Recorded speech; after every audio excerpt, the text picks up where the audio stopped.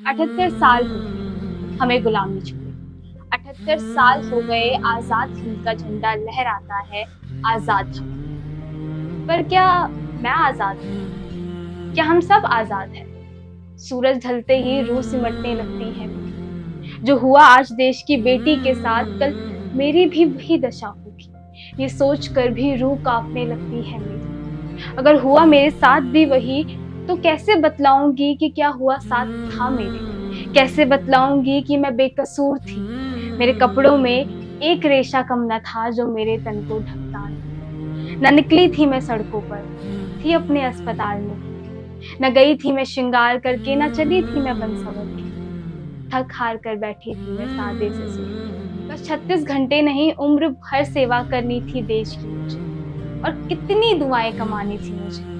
यकीन करो मुझ पर, विश्वास करो मेरा, कोई गलती थी नहीं मेरी।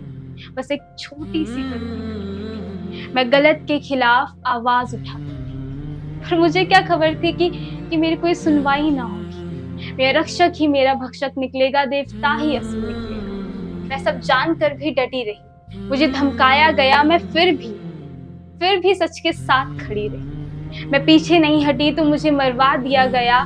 मेरी मौत का जिम्मेदार मुझे ही बता दिया गया। जो सबकी जान बचाती थी उसको ही पागल बता दिया। मैं पागल थी ना, साइकोसिस था ना मुझे, मारा था ना मैंने खुद को। तो क्यों मेरे माँ बाप को 3 घंटे तक मेरा शव तक नसीब नहीं हुआ? क्यों सीसीटीवी खराब हो गया? क्यों मेरी मौत के बाद प्रिंसिपल ने रिजाइन दे हॉस्पिटल रेनोवेट करा दिया?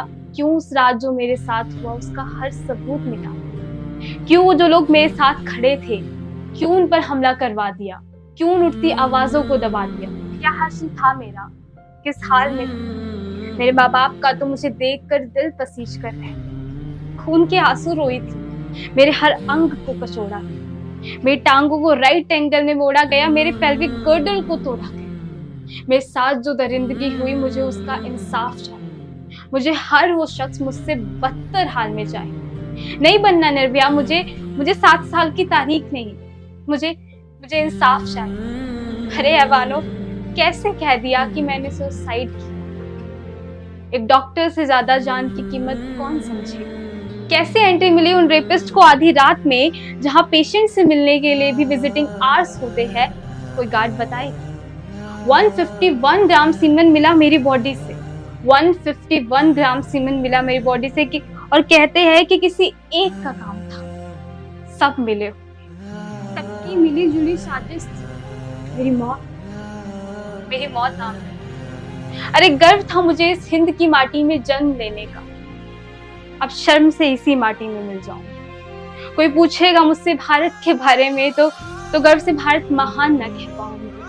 मैं आज शर्म से कहती हूँ कि मैं एक लाचार देश की बेटी हूँ, जहाँ विक्टिम पर सवाल उठते हैं और क्रिमिनल खुलेआम घूमता है। रेपिस्ट छोड़ दे जिंदा भी तो ये समाज मार देता है।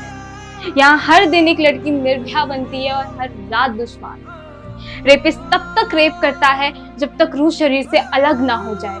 और समाज उसके बाद उन सवालों से क्या पहना था? इतनी रात को बाहर क्यों थी? लड़कों के साथ चक्कर चलाती हूँ। मैं बता रही हूँ, खोट इसमें ही है। चरित्रहीन लड़की, इसके तो चरित्र में ही खोट है। इससे शादी कौन करेगा? ये तो अपने माँ बाप पर। आज मैं बड़े शर्म से कहती हूँ कि मैं एक ऐसे समाज का हिस्सा हूँ जहाँ सवालों से लड़कियों को निवस्त्र किया जाता है। उसके मौत के बाद भी उस पर लांछन लगते हैं और उसके चरित्र पर सवाल किया जाता है। ये वही समाज है जो रेपिस्ट का प्रोडक्शन हाउस है। अच्छे खासे लड़के को मर्द बनाना है, उसके अंदर के एहसासों को जला देना है। क्यों एक लड़का रो नहीं सकता? क्यों वो गुड़ियों संग खेल नहीं सकता? क्यों उसे दर्द हो नहीं सकता? क्यों कठोर बनना है? क्यों इंसानियत को खत्म कर देना मर्दानगी है?